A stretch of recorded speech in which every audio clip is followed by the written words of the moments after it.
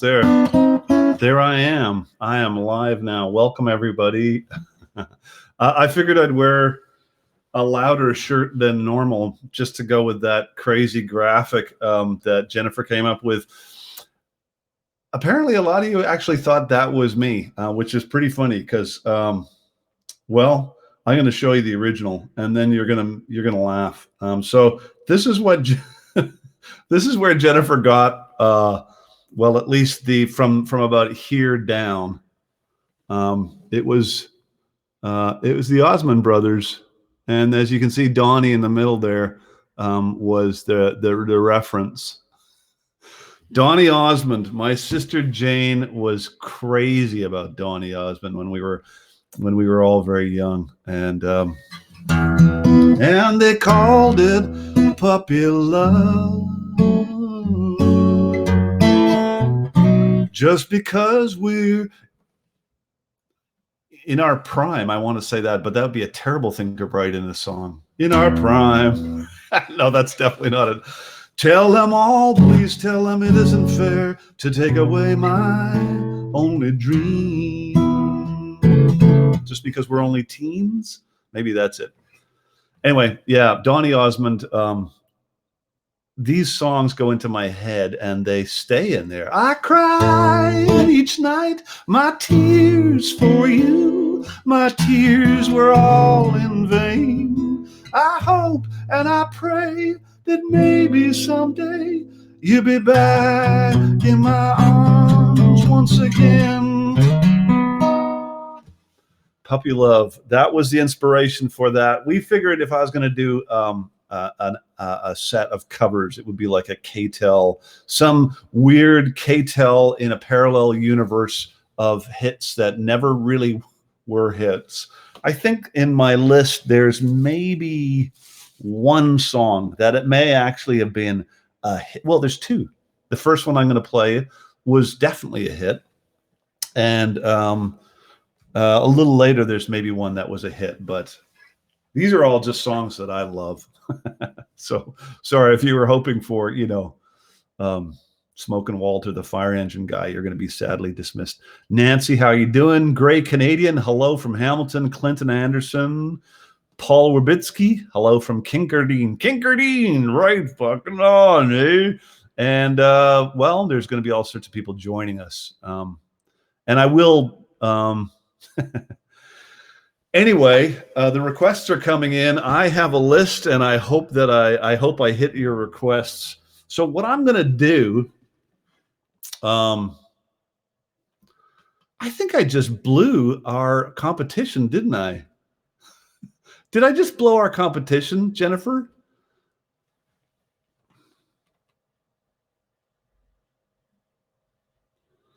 I'm looking through. Well, anyway. We can talk about the competition. We got a competition coming in. Oh, yeah, I did. I blew the competition.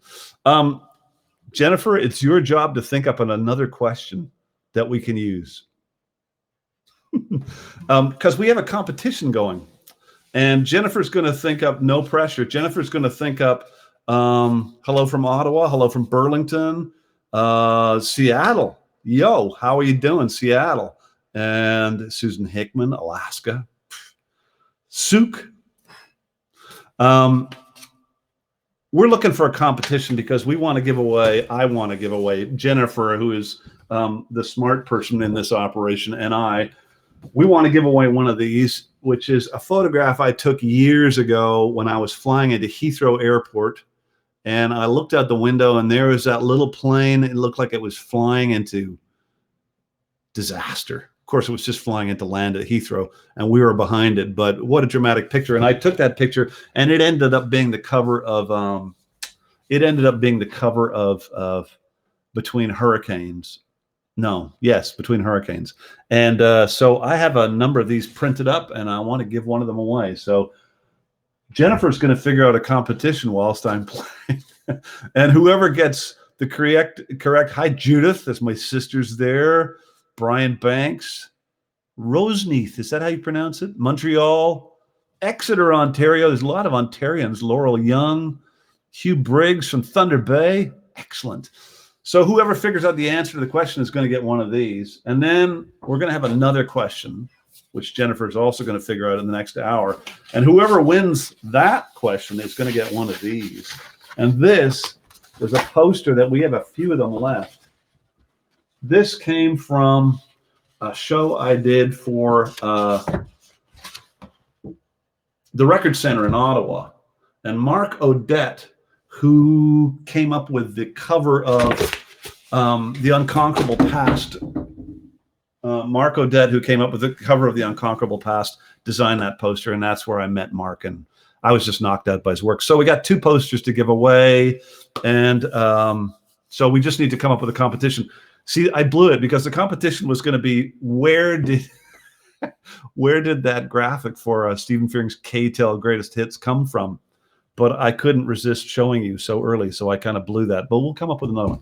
Anyway, let's get on with the covers. I've got about 8 or 9 tunes to play to you, and I will try not to talk too much. The first song, years and years and years ago, when Rosanne Cash was starting out, her father, the late, great Johnny Cash, gave her a list of the most, in his humble opinion, the most important songs in country music.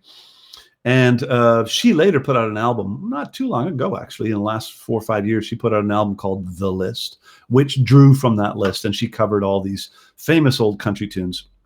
Any of you who have watched Ken Burns' Country series, which is an amazing thing, and if you're looking for things to do, I thoroughly recommend that you watch that entire series. Each episode, I think, is 2 hours long. And I don't know how many of them, there's like 8 of them, I think, or maybe even more. I watched them a while back. Well, it seems like a long time ago now, but I think I watched the last one in January when I was actually down at the Grand Ole Opry playing with Blackie and the Rodeo Kings. And I watched a couple of the shows obviously deal with the Grand Ole Opry and the Ryman Auditorium. So it was particularly poignant to be watching that, at night, and then the next day to walk into the Ryman Auditorium to play. So I'm going to play a song that goes back to that era, and it's Jimmy Rogers, the singing brakeman, who was the first star, really the first big star of country music. And it was at that time when country music was still defining itself. In fact, I don't even know if when he started his career, it was called country music. That term may have come around right about when he was sort of, his career was in its heyday. But, he was a massive star back in the time when radio was just beginning. All these things were just starting. And he was this sort of, he was one of those stars that appealed to everybody. Anyway, I learned this song from the music of Dakota Dave Hull and Sean Blackburn. I was living in Minneapolis, Minnesota, and I think they recorded a version of this, and I just loved it so much, and I learned it, and it's called I Miss the Mississippi and You.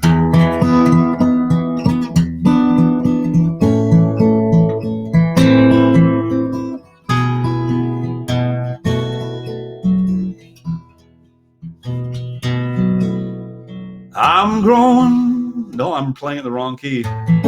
I'm growing tired. That's it. I'm growing tired of these bright city lights, tired of the glamour and tired of the sights. In all my dreams, I am longing once more to be back in your arms on that old river shore. I'm so sad and weary and far away from home. I miss the Mississippi and you, dear. Days are dark and dreary everywhere I roam. I miss the Mississippi and you. Roaming this wide world over, always alone and blue. for my homeland on that muddy water shore.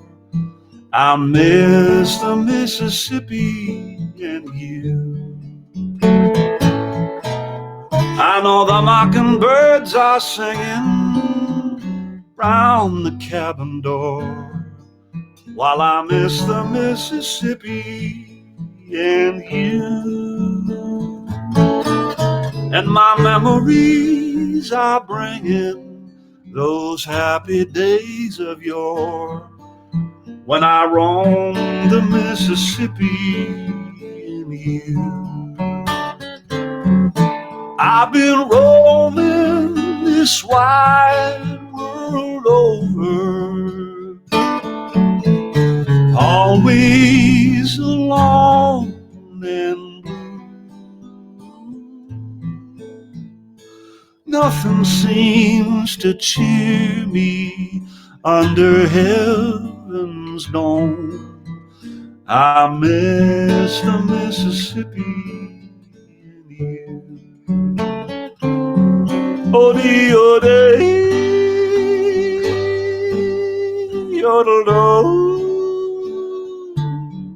the Mississippi and you.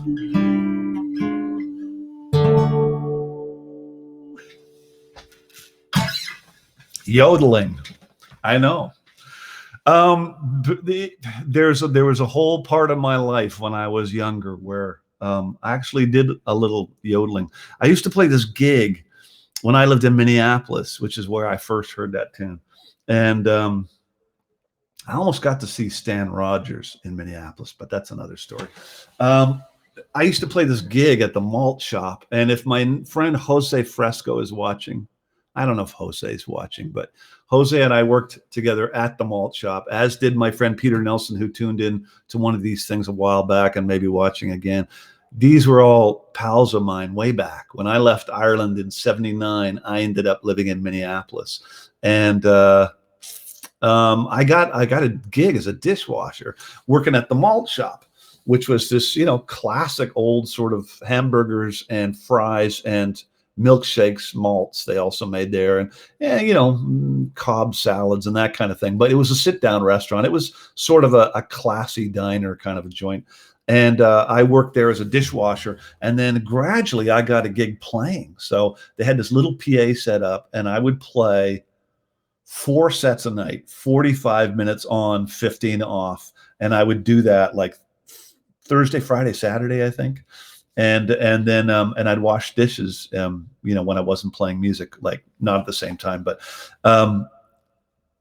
I didn't know that you could repeat sets because, of course, nobody was there for 4 hours. As people that were there like maybe an hour and a half eating their meal, and then they were gone, and the next crew came in. But I felt like you had to have a whole night's worth of music, and I also felt weird given that the staff were there.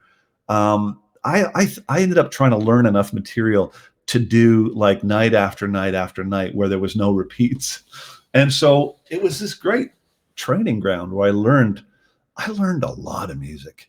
And it's an interesting thing when you do covers, because you kind of climb inside somebody else's skin and you learn. It's like putting on somebody else's coat. It's like going down to Value Village and putting on a pair of shoes where you can actually feel where their feet sat. And when you climb inside a cover, somebody else's song, you get a little glimpse into the way their brain works. And it's a really interesting process. It does make writing your own songs very intimidating, because you go from playing songs by some of the great writers of our time, like Jimmy Rogers and Joni Mitchell and so on and so forth. And then you decide to write your own song. And guess what? It sucks compared. So there's this very, very steep learning curve when you sort of graduate from playing covers to writing your own tunes. Okay, so Miss the Mississippi and You. This is this tune may be the only one that is not in a drop D tuning. And by the way, I got the old beauty out of its case. This is my my 30-year-old Manzer Cowpoke, and I was playing earlier on the new one, and Some of these tunes just didn't sound right on the new one. So this tune, I think this was written by Percy Sledge, and my friend Chris Lusty had asked for this, and I was going to play it anyway. But I'm glad I can cover his request. Percy Sledge, great Muscle Shoals artist.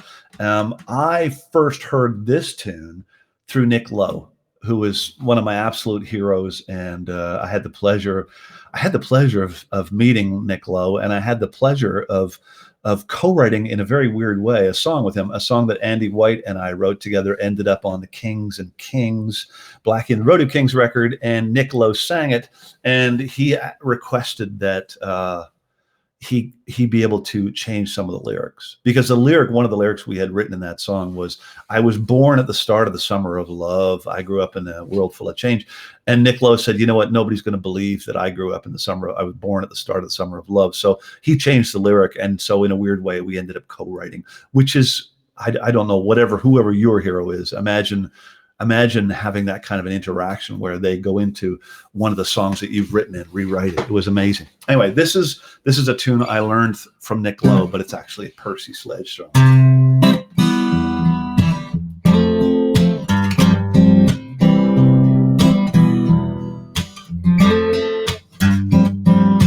How many girls choose cotton dress worlds when they could have satins and lace? Stand by a man through good times and bad and still keep a smile on her face. How many hearts could face the winners we've known and still not turn cold? True love travels on a gravel road.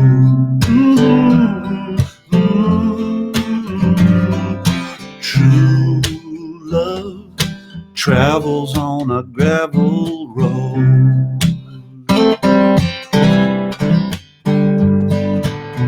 Down through the years, we've had hard times and tears, but it only makes our love grow.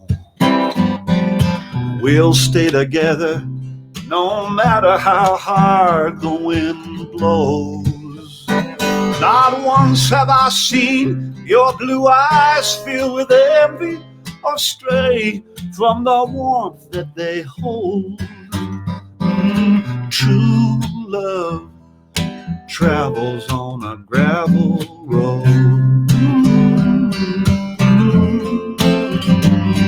True love travels on a gravel road.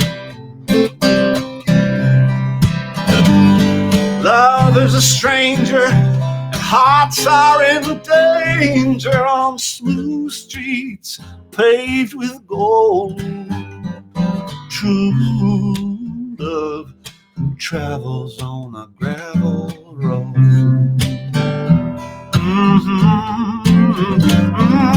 True love travels on a gravel road.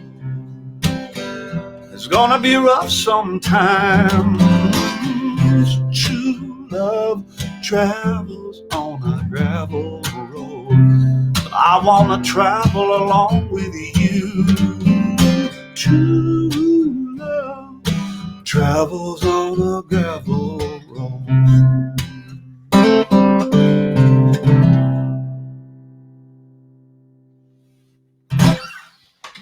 Percy Sledge.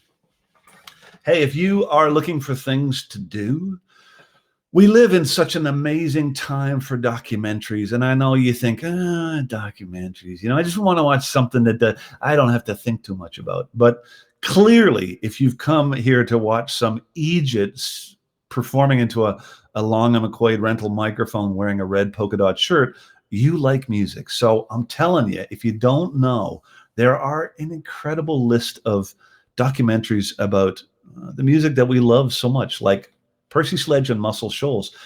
There is a great documentary about Muscle Shoals that just covers like Aretha recorded there, Otis Redding recorded there, all these amazing artists recorded at this little dinky, out of the way place. I think Jason Isbell has a Muscle Shoals connection, but go check up on music documentaries. I think a lot of them are on Netflix. You'll also find them on Crave, and you might find kind of slightly dodgy versions of them on YouTube, but there are so many. The Wrecking Crew, which is about this incredible group of musicians from LA who played on all of the hits that you've listened to in your life, from everything from Sinatra through to the Beach Boys. There was this little group of session players, and they played on all these tunes.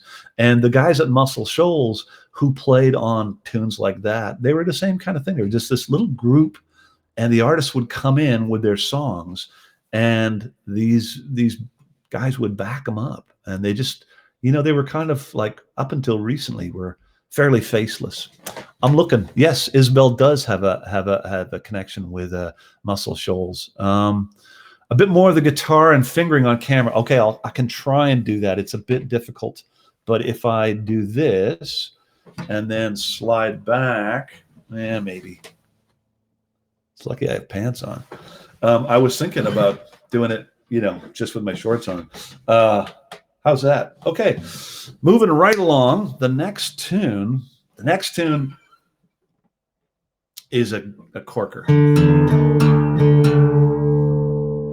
And what I'm going to do is I'm going to move the microphone a little closer. If I'm going to sit back so that I can get right on the mic for this one. So this tune, I was looking for a copy of the album, The Secret of Climbing. That's kind of ignorant, seeing that microphone there. I was looking for a copy of The Secret of Climbing because I got to record this song on The Secret of Climbing. And it's written by Tom Waits. It's one of those songs that to me is endlessly fascinating because so many things. When you're writing songs, you're always looking for images, at least I am, interesting images. And this song is just packed with them. The characters that inhabit the songs are really interesting in that they have really interesting names. The women in the song are all very strong characters. The men are kind of all pretty broken characters. And each verse is almost like overhearing a conversation where you miss the first part. And so you kind of come in the middle of it. Or when in the old days when we would watch movies that we had no control over when they began and ended on the television, where you just, suddenly land in this movie and you'd try and figure out what the hell's going on with this plot because you came in a third of the way in. Each verse of this song is kind of like that. It's just an endlessly fascinating song to me. I once had to give a seminar talking to a bunch of songwriting students, and I had to basically do an hour and a half lecture. And I decided that I would do it on one song, and it was this song. And at the end of an hour and a half, everybody in the lecture hall was asleep, and I could have gone for another half an hour.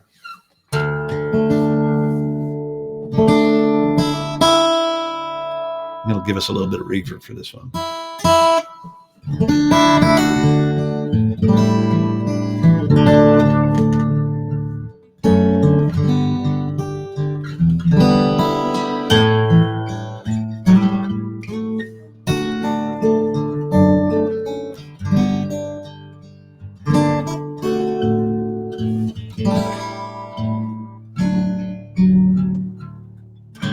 Well, the smart money's on Harlow, and the moon is in the street, and the shadow boys are breaking all the laws. And you're east of East St. Louis, and the wind is making speeches, and the rain sounds like a round of applause. Napoleon is weeping at the Carnival Saloon. His invisible fiancée is in the mirror. The band's going home. It's raining hammers, raining nails. And it's true, there's nothing left for him down here. And it's time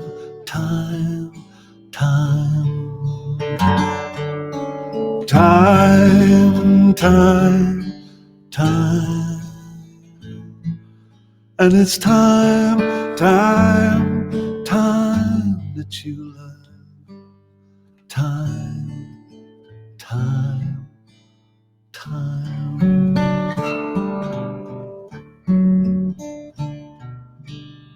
Oh, they all pretend they're orphans, and their memory's like a train. You can see it getting smaller as it pulls away. And the things you can't remember tell the things you can't forget. That history puts a saint in every dream. She said she'd stick around until the bandages came off. But those mama's boys just don't know when to quit. And Matilda asked the sailor, are those dreams or are those prayers? And close your eyes, son, and this won't hurt a bit. And it's time, time, time. Time, time, time. Time, time, time that you love. Time, time, time.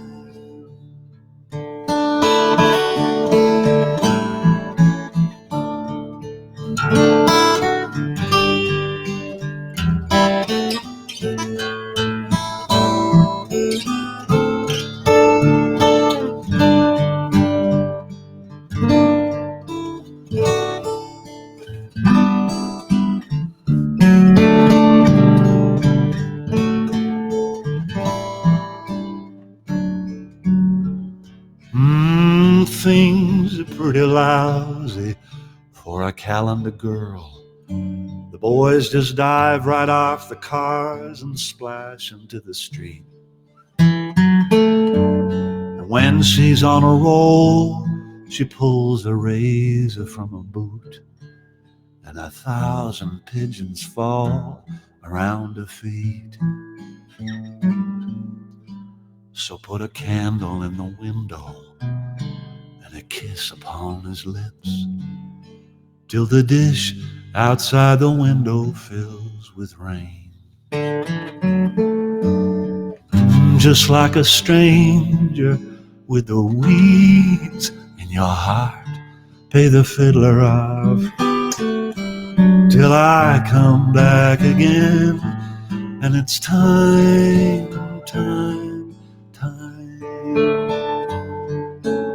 Time, time, time. Time, time, time that you love. Time, time, time. And it's time, time, time that you love. Time, time, time.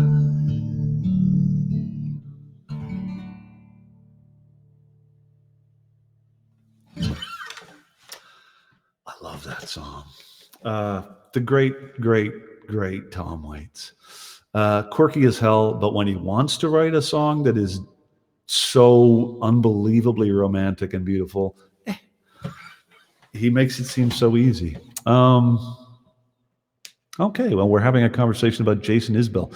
He was actually 21 when he signed with Muscle Shoals. I did not know that he signed with Muscle Shoals.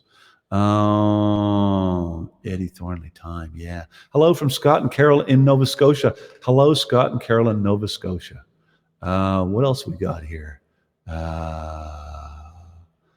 We don't mind saying hit of the mic? Okay, good.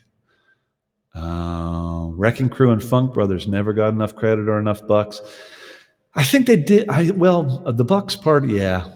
Back in the day, you got hired as a session player, and even though you may have, like one of the great examples of the Wrecking Crew is Carol.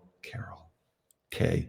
She played the bass on in the Wrecking Crew, which is this group in LA that I told you about. Tommy Tedesco, Carol Kay, all these great players, and she played the bass line on Good Vibrations. She came up with that, right? Not somebody didn't hand her a piece of music. They just said, "Well, can you come up with something around these changes?" And that was the part that she came up with. And I mean, it's a signature part, really. She's composing at that point. But back in the day, you know, you were just a session player. And those guys, they were working so much, they would have different gear setups. And they would just go from one studio to another, to another, to another, and around and around. And I saw the film about the Wrecking Crew, and I think it was Tommy Tedesco was saying that it got to be so crazy that you would record a session in the morning for, you know, whoever it was, the Monkees or Sinatra or whoever it was that you were being the, you know, the shadow band for, and you would record the session, and it was you'd hear it on the radio as you were driving home at the end of a very, very long day of playing sessions, because they would mix it, they would get copies out of the early pressings to the DJs that fast, like, yeah, different times. Okay, what do we have next? Miss the Mississippi, time. Yeah, okay, I'm going to play this one. Of course, a lot of requests for Willie P, and no problem.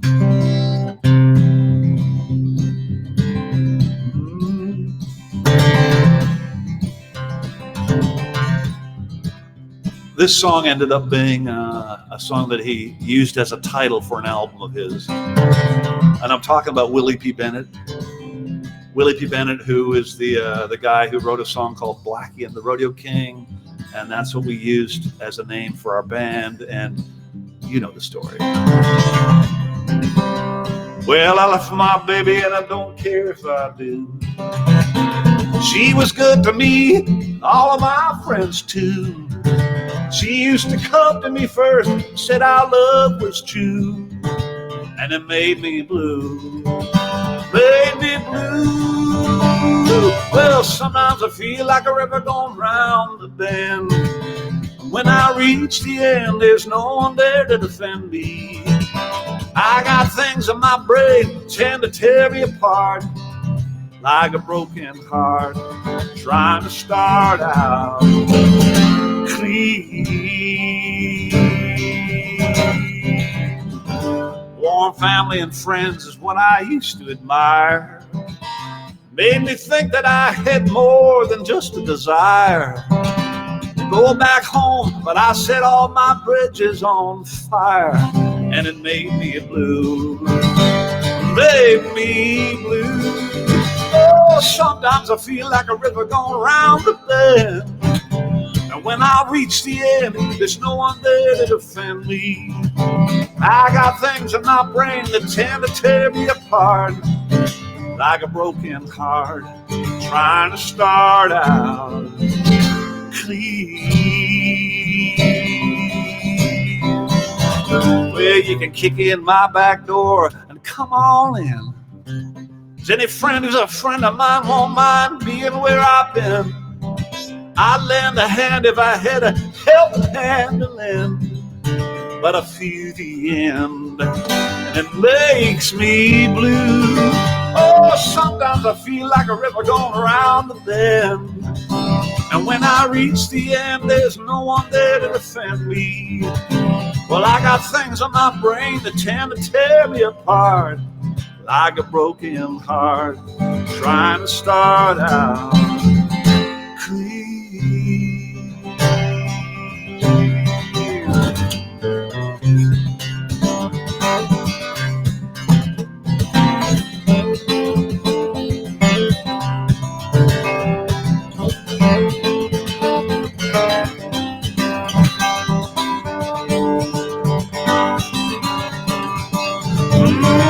Sometimes I feel like a river going around the bend, and when I reach the end, there's no one there to defend me. I got things in my brain that tend to tear me apart, like a broken heart, trying to start out clean.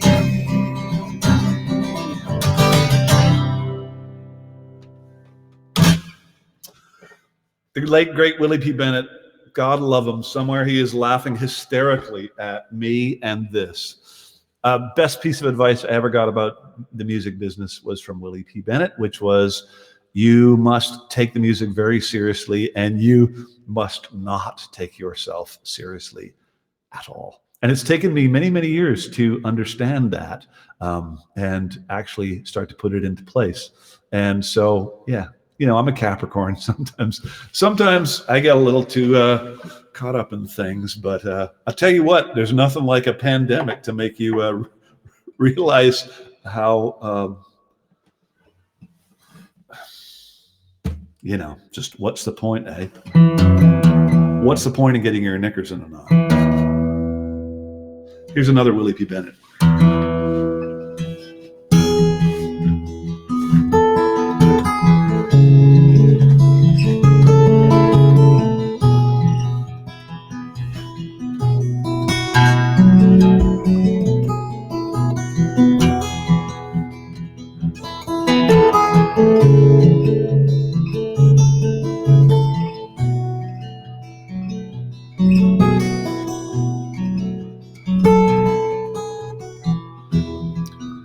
She never thinks about me when I'm here. She only dreams about me when I'm gone. My heart rises to my mouth when she passes by me, and I can't make a sound.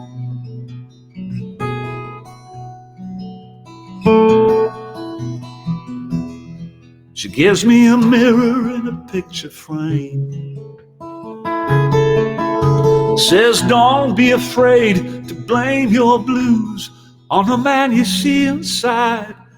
He's trying desperately to hide.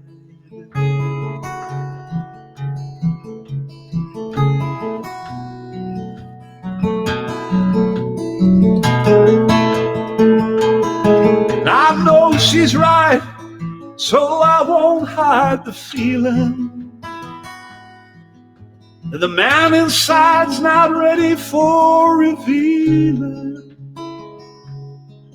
I've walked beside him in the rain, seen their distant and their mortal pain, and it's all the same.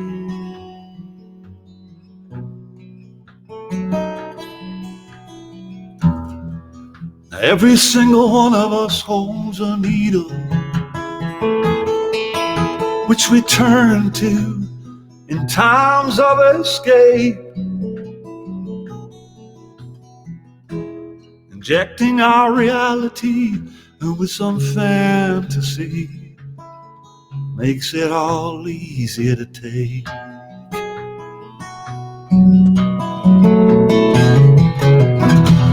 Some people say it sets them free. Oh, me, I've found it seldom lets you see that the path your foot falls upon, it doesn't make a sound.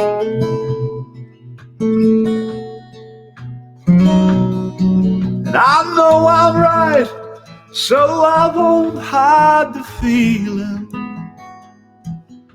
that the man inside's not ready for revealing. I've walked beside him in the rain, seen his distant and his mortal pain, and it's all the same, all the same.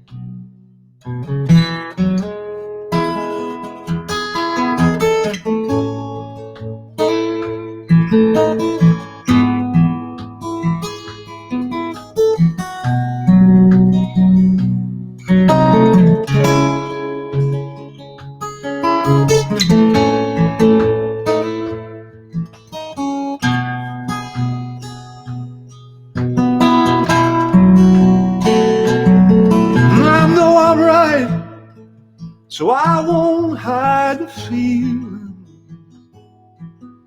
The hearts of man ain't ready for revealing.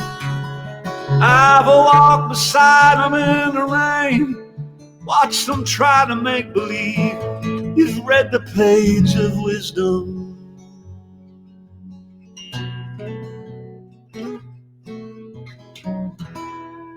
She never thinks about me when I'm here. She only dreams about me when I'm gone. My heart rises to my mouth, and when she passes by me, and I can't make a sound.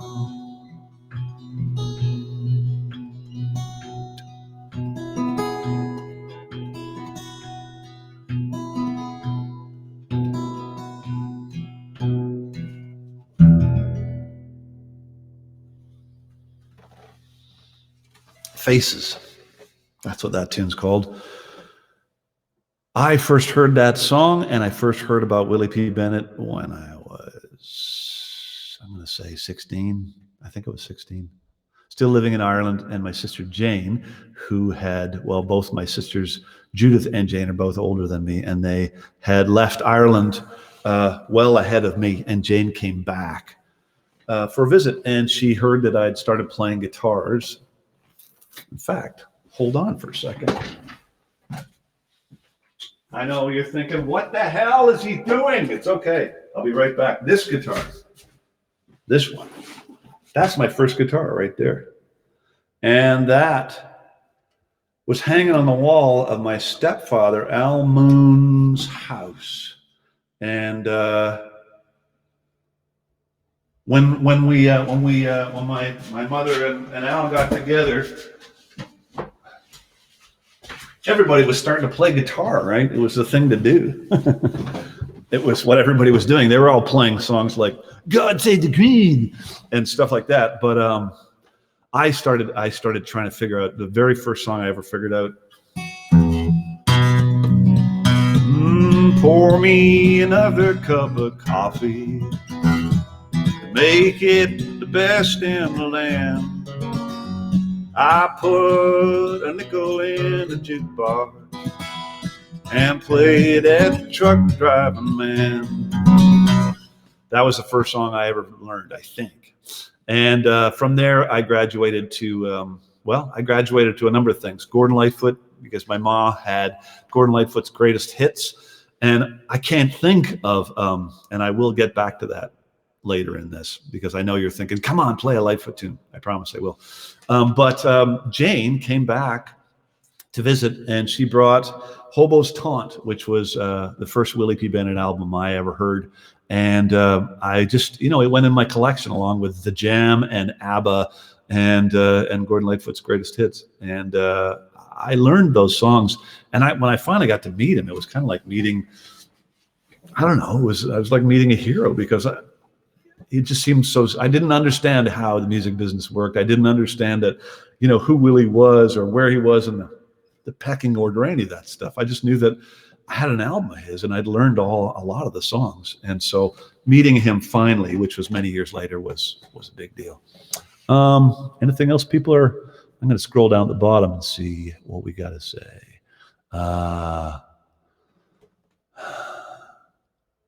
Anna LaPointe. Your great aunt succumbed to the virus. Worst part is I never got a chance to meet her. I'm so sorry. This is such a tough time. Thanks for tuning in. I hope that this is, the whole point of this for me is partly my own sanity, but also I am so grateful to you guys, because I've been making a living from you guys for years and years and years. So this is a chance for me to do something to give back, and to create a little space, a little campfire, as Tom Wilson would say, create a campfire that we can all gather around. And I love that you're having a conversation. If we were in a club, I'd be saying, shut up, but it's quiet. So have at it. And Anna, I'm so sorry to hear about your great aunt. I'm sorry you didn't get to meet her. This is a very tough time.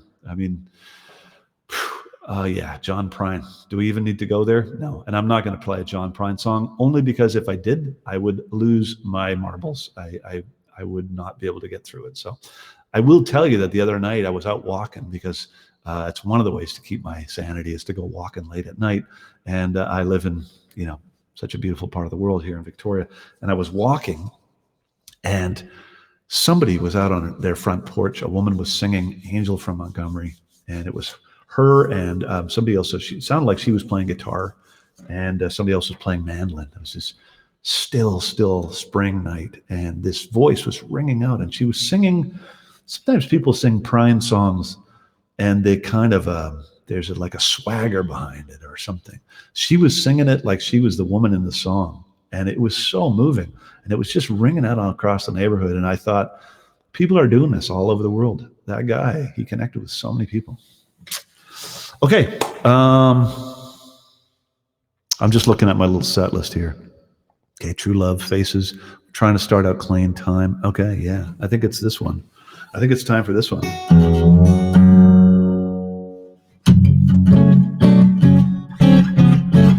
So I left Ireland in 79, give or take. I think it was 79 on the nose. The summer of 79, I finished school, and I moved to Minneapolis. And the reason I moved there is because a fellow named Paul Delmain, who was an exchange student of my last year in high school in Ireland, he came from the States.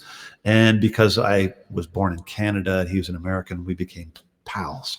And he invited me to come visit him when I was done with school. And I had no clue of what I was going to do, as a grown-up. I really had no clue. I had this vague idea that I was going to join the Navy. God knows where that came from. Obviously, that didn't happen. In the back of my head somewhere, I imagined myself in the Navy playing in a band, not like a combo, but like a Navy band. And so later on, I remember thinking about that and going, yeah, I just sort of took the Navy part out and went, now there we go. But I moved to Minneapolis, and it was formative in so many ways. I saw some amazing music there. I saw Captain Beefheart there for the first time, the only time in my life. I saw some great music, but I started playing coffee houses and the malt shop, which I told you about earlier, and things like that. Before I left Ireland, I was, back in the days when you had to reach over to your television and go kick, kick, kick, kick, kick, and turn the channels by hand. I was flipping through the channels, and I'd finished my, my final exams in school, and I was sort of killing time before I left to go to Minneapolis on this great big adventure. And I came upon this channel, and this guy, I had no idea who it was. He was playing an acoustic guitar, sitting down, and he was playing live to, I don't know, looked like couple of thousand people in an outdoor venue, and he was rocking the joint. So up until then, I'd thought of the guitar as something you did, things like this. I'm sitting in a railway station, got a ticket for my, like it was that Travis Picking, Paul Simon kind of thing. And then this guy was doing this, he was doing this percussive thing. So it was John Martyn. I didn't know that at the time, but it was John Martyn, and it was the famous Live from Leeds concert. And he had an acoustic guitar with an electric guitar pickup that was duct taped or electrical taped onto the body of the guitar right in the sound hole. And I found out later how his setup worked. So he had a mic on the guitar, and he had the pickup. The pickup was running through an Echoplex, which was an early delay, into a Fender Twin, which is one of the loudest, most obnoxious amps on the planet. And so he was running an acoustic guitar through an Echoplex into a Fender Twin. He had a beatbox, which was like a Dr. Rhythm kind of a rhythm machine that he had pulled out of the guts of an old organ. And this was what he was using. It was really primitive and really inventive, because none of that stuff existed for the acoustic guitar. It didn't even exist really. I mean, we at that point, I think we're years away from rhythm machines. So they had them in those early organs. You could plug in bossa nova or waltz or that kind of thing. And he had pulled the guts of one of those out. And anyway, he was touring an album called, I think it was called One World. And he just blew me away because it was the first time I'd seen anybody play an acoustic guitar in a percussive way. And the acoustic guitar is a snare drum. There's the kick and there's a snare. So that's where my love with John Martyn started. I never got to see him live, and I've watched countless YouTube videos and whatnot. But when I got to Minneapolis, I still didn't know who that was. I just remembered the one song called "May You Never," which I'm not going to play. But I did find another artist named Michael Johnson, and anyway, I'm going to play this tune. This is a John Martyn tune, and the story will progress after this.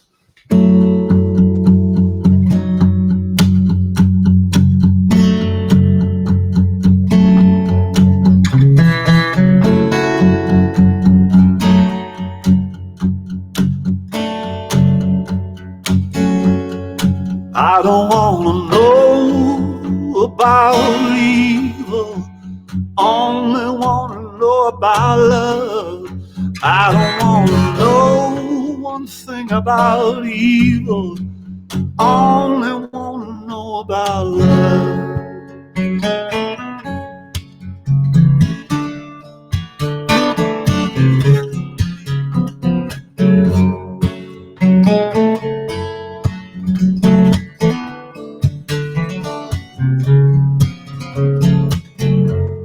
I'm waiting for the planes to tumble, I'm waiting for the sky to fall, I'm waiting for the cities to crumble. I'll wait until I see you crawl. I don't want to know about evil, I only want to know about love. I don't want to know one thing about evil, I only want to know about love.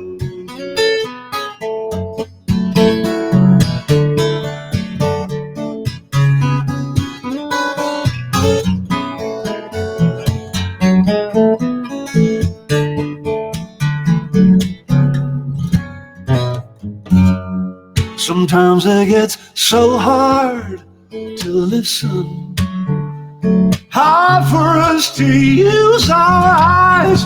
All around the gold is glistening, making sure it keeps us hypnotized. I don't want to know about evil, I only want to know about love.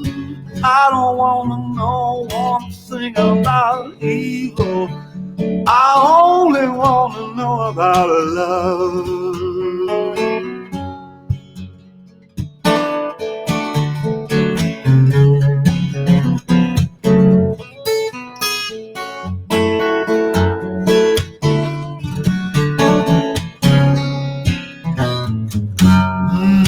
I don't want to know about evil, I only want to know about love. I don't want to know one thing about evil, I only want to know about love. I don't want to know, I only want to know about love. I don't want to know one thing about evil, I only want to know about love. I don't want to know about evil, only want to know about love. I don't want to know one thing about evil, I only want to know about love. I don't want to know one thing about evil, I only want to know about love. I don't want to know one thing about evil, only want to know about love.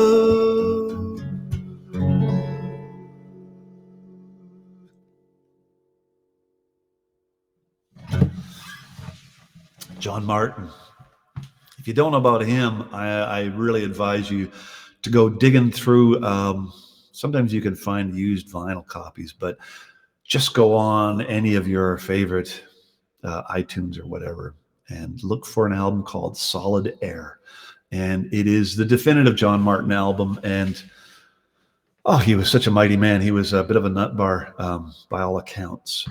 Famously, when told that he must quit drinking by his doctor because he was developing type 2 diabetes and was in danger of losing his legs, he said to the doctor, "I can play sitting down." And he did. Musicians, eh? So I was talking about Michael Johnson. So when I got to Minneapolis, having left Ireland, and who is this guy who is playing this song and this style of guitar playing, which was so percussive, I didn't know who he was, and I came across a guy named Michael Johnson, who was an American Midwest singer-songwriter, very, very smooth, very, very different than John Martyn. He was quite smooth. He had a pretty middle of the road hit with a tune called "Bluer Than Blue," bluer than blue, sadder than sad. Your love's something I've ever had. Like it was kind of an MOR, middle of the road sort of a song. But when I came across him, he was an incredibly accomplished guitar player, and he played a gut string guitar like that one I showed you earlier. And he had a beautiful voice. He was a very, very, very accomplished player, and had been in the business for years and years. When I came across him in Minneapolis, I immediately gravitated to him. A friend of mine gave me an album called "There Is a Breeze," and it was really informative for me. And it had a version of "May You Never" on it, that John Martyn song. And so I remember listening to the record and going, there's that song, and flipping it over, and it said "May You Never, J. Martyn." And so I went down to the local record store in Minneapolis, which is a great place called Or Folk Joke Opus. I have no idea why it was called that. And I flipped through the racks and I found John Martyn's Solid Air. And it was like opening a door to a room that I didn't know was there. And I immediately connected through that with all of the British guys. Nick Drake. John Martyn was a real good friend and peer of Nick Drake's, and the song "Solid Air" was written about Nick Drake. "You've Been Living on Solid Air" was a direct reference to Nick Drake's sort of barely tethered to this earth kind of persona. But yeah, it connected me with all of those people, and Richard Thompson and all that. So John Martyn was kind of the gateway drug to so much of the music that I love right now, and so formative a music for me. So thank you, Michael Johnson. I got to meet Michael Johnson in 2000. I think it was 2012. Yeah, I played Stanfest in Cape Breton, and Michael Johnson was on the bill. And he's since passed away, so I'm so glad that I got to meet him. And he was an older guy. He was very, very, very soft-spoken, and he gave me the feeling that the music business had been very hard on him, and it can be very hard on you. And he never really made it. When I saw him, he was playing the Guthrie Theater in Minneapolis, which is a big, beautiful modern theater. So, he had a great career, but I had the feeling that at least, I don't know if in his mind, but he was definitely aiming for the top tier. And there was a window of time when Loggins and Messina and that kind of smooth singer-songwriter thing was happening. And he would have been a prime contender because he could play beautifully, he could sing beautifully, and he wrote. But he never really rang the bell in that way. And I know that he went to Nashville for a while and tried his luck there. And so when I met him, I think he was a bit bemused that this Canadian fanboy was kind of hanging all over him at this festival. But I just had to tell him, your album, "There Is a Breeze," it was the first kind of singer-songwriter album that I came across outside of my mother's record collection that I really connected with. That was really important. So I'm going to play a Michael Johnson song, because years later, I got to make my own sort of first important record, which was an album called Out to Sea, which, by the way, I may run a competition somewhere down the road. I've found 4 vinyl copies of that record, which I have. So it's hard to find that one now. But I made Out to Sea, and I wanted to include a Michael Johnson track on it as a tribute to him. And as it turns out, this is one of the few songs that he actually wrote, because he was more, I mean, he did write, but he was more of an interpreter of other people's stuff. Anyway, this is one of his tunes.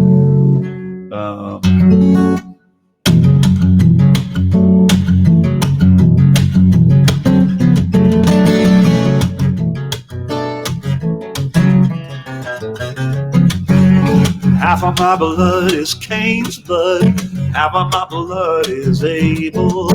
Half of me looks for freedom, half of me waits for trouble.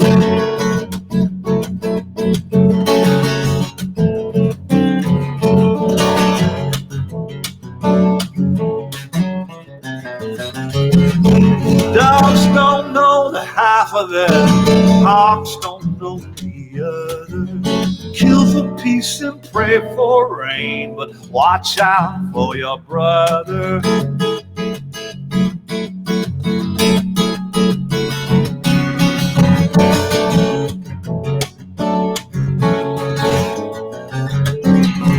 And half of us want a revolution, they're gonna burn this country down. Half of us wonder who'll be here to fill up the hole in the ground. Half of my blood is, half of my blood is, half of me looks for, half of me waits for. Half of my blood is Cain's blood, half of my blood is Abel. Half of me looks for freedom, half of me waits for trouble.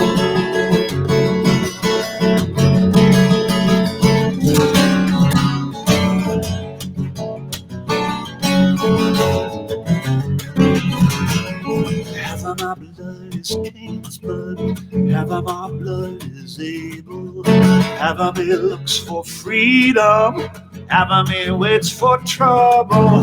Doves don't know the half of it, hawks don't know the other. Kill for peace and pray for rain, oh, watch out for your brother. Half of us want a revolution, they're gonna burn this country down. Half of us wonder who'll be here to fill up the hole in the ground. Half of my blood is, half of my blood is, half of me looks for, half of me waits for. Half of my blood is Cain's blood, half of my blood is Abel. Half of me looks for freedom, half of me waits for trouble.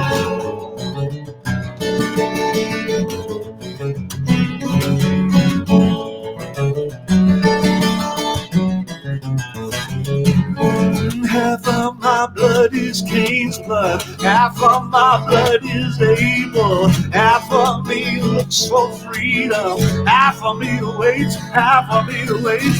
Half of my blood is Cain's blood, half of my blood is Abel. Half of me looks for freedom, and half of me waits for trouble.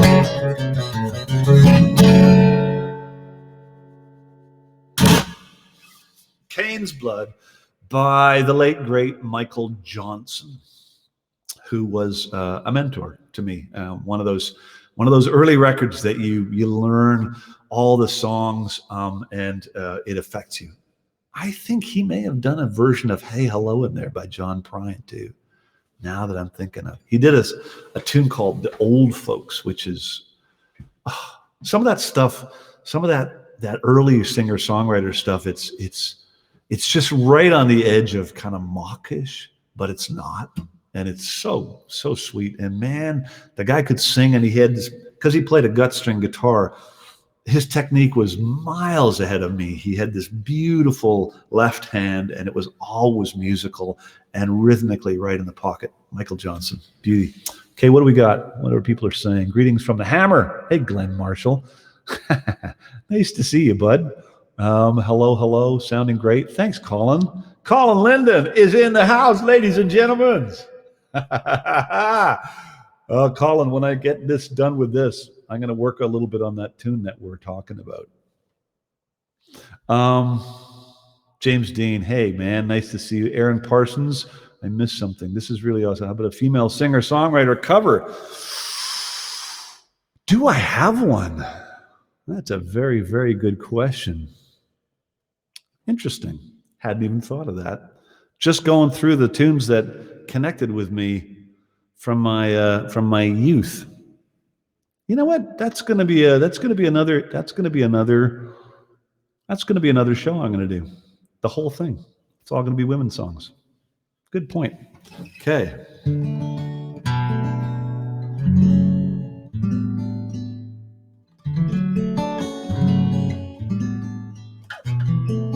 I'm just looking at my list. Don't want to know. Okay.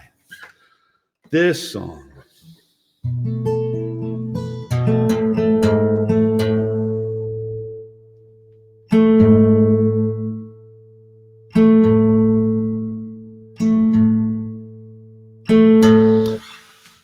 Oh, it's the name of the composer of this song. It's just gone right out of my head.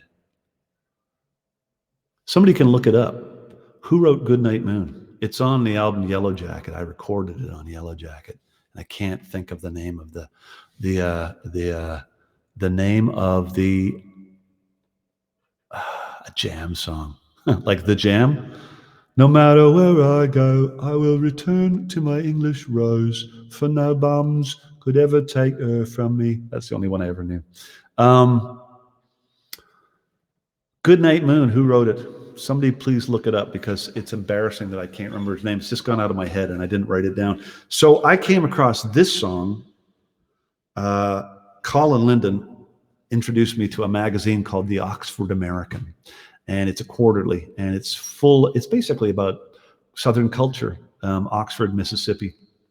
I believe that it focuses on painters and authors and playwrights, and it's a really, and cooking, of course, and music. So once a year they do a music edition, and Will Kimbrough, thank you so much. Thanks, Colin.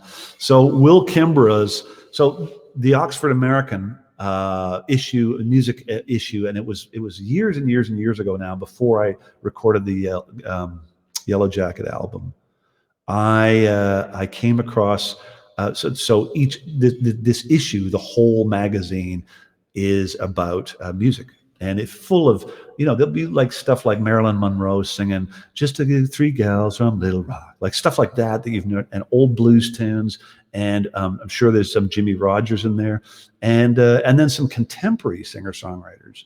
And I was going through this one disc that came with the magazine, and this tune "Goodnight Moon" was on there, and it knocked me out, because it's such a beautiful song. And anybody who's got a little kid has read the kid's story, Goodnight Moon. But what I loved about it is I already had pretty much all the songs for Yellow Jacket written, and every theme on that album is in this one song. And so because I love cover tunes, for a long time I've done albums where I always covered somebody else's song, just one cover on each record, and this was the cover that I put on the Yellow Jacket record. I think I'm in the wrong key.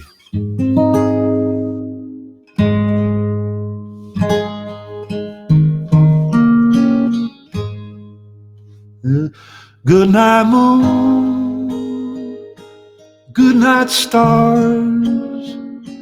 Good night, all broke down cars.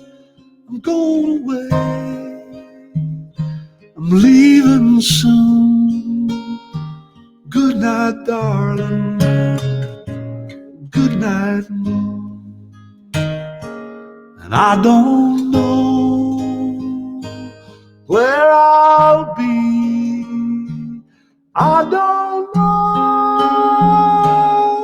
if I'll see out the window of my room, shining bright, goodnight moon. Thank you, babe, I'm gonna miss you when the night comes round. 'Cause that's when I long to kiss you with the moon shining on the ground.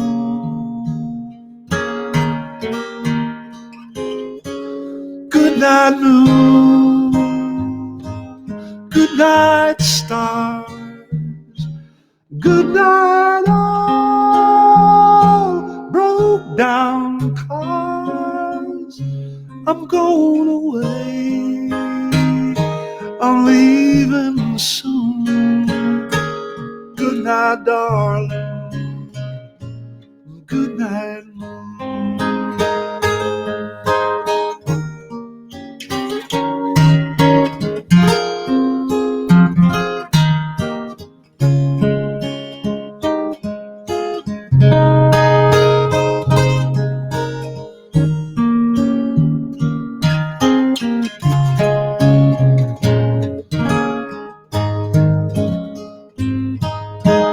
Thank you, babe, I'm gonna miss you when the night comes round. 'Cause that's when I long to kiss you and the moon shining on the ground.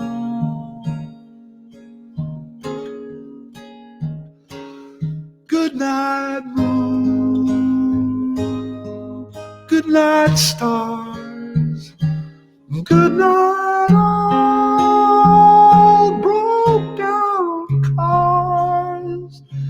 I'm going away, I'm leaving soon. Good night, darling, good night, moon. I'm going away.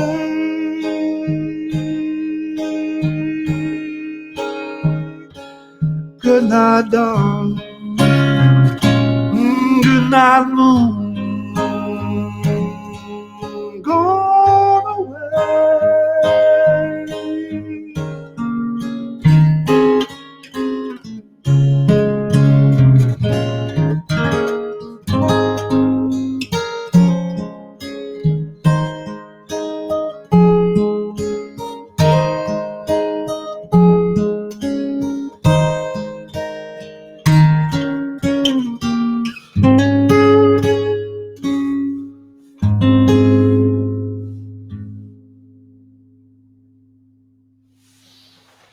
Will Kimbrough. I did get to meet him once, and he was a lovely guy. He's a very, very accomplished guitar player, songwriter. I gathered that song was maybe a little bit out of the ordinary for him, and that the genre was different. I still don't know the story, whether he had kids and was reading that book, but I just love the Goodnight Moon, Goodnight Stars, Goodnight All Broke Down Cars. That is a musician's song right there. And it dovetailed with One Flat Tire, which was on that record. And yeah, so many themes on that record that it all seemed to come down. And it's lovely when people say, hey man, I love that song of yours, Goodnight Moon, that they would think it is mine. But I have to always say, oh no, that was written by Will Kimbrough. Anyway, folks, we're coming to the end of this. I got one more song to play for you, which I really couldn't not do this. I have been in drop D, by the way, for pretty much all of this. And now I'm going into double drop D.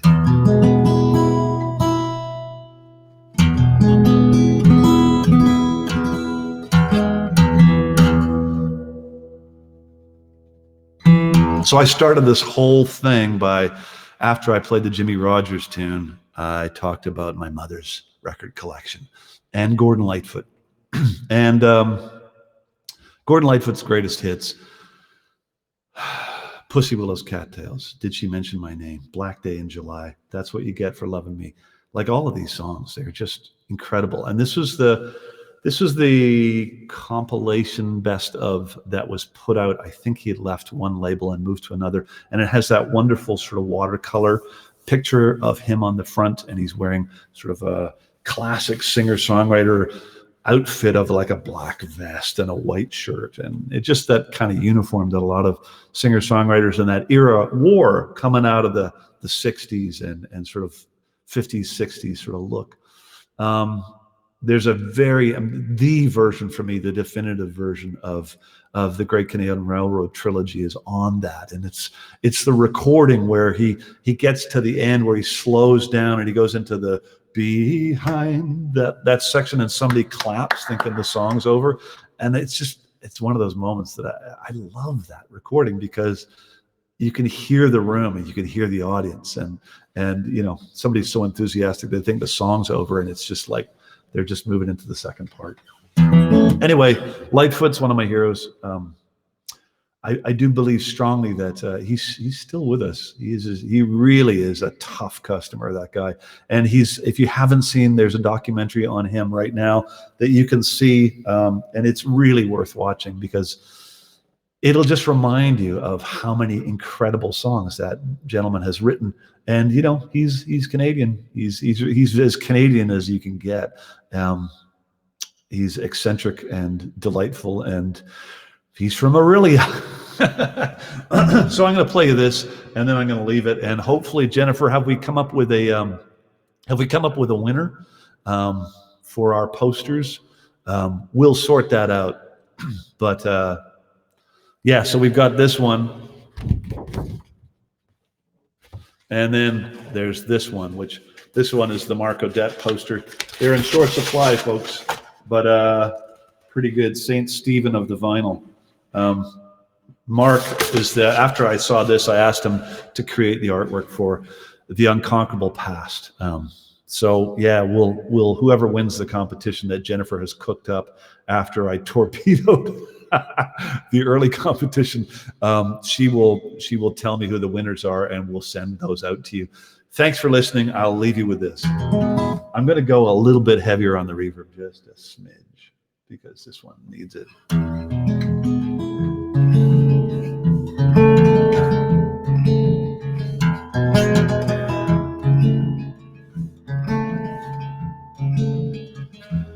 In the early morning rain, with $1 in my hand and an aching in my heart, and my pockets full of sand, I'm a long way from home,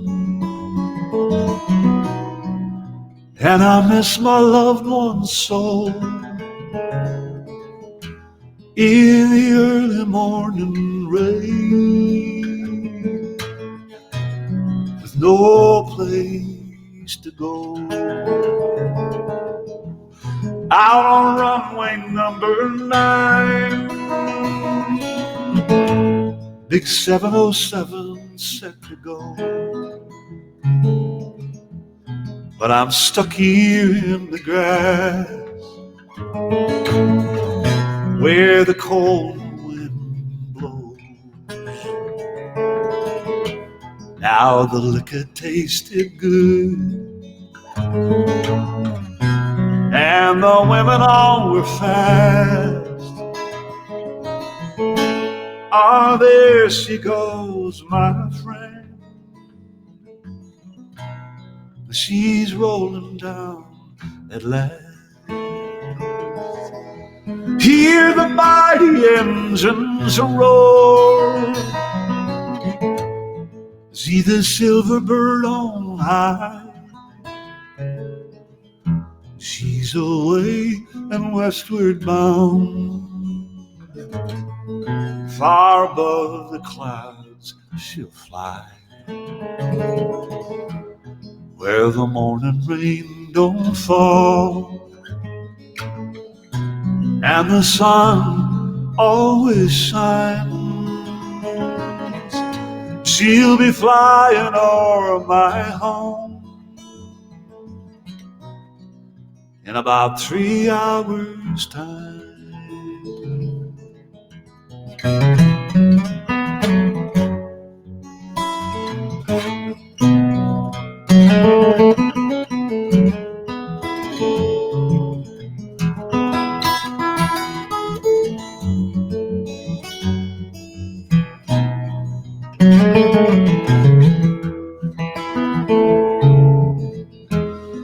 This old airport's got me down.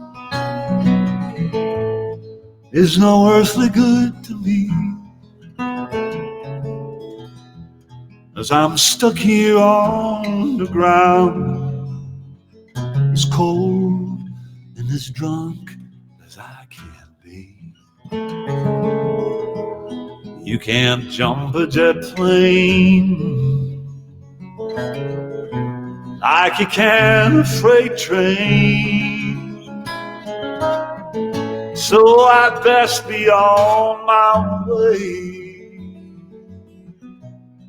in the early morning rain. You can't jump a jet plane like you can a freight train,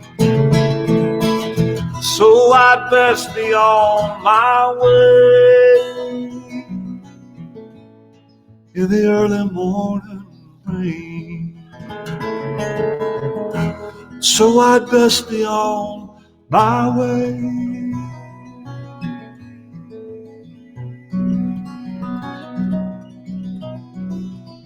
in the early morning rain.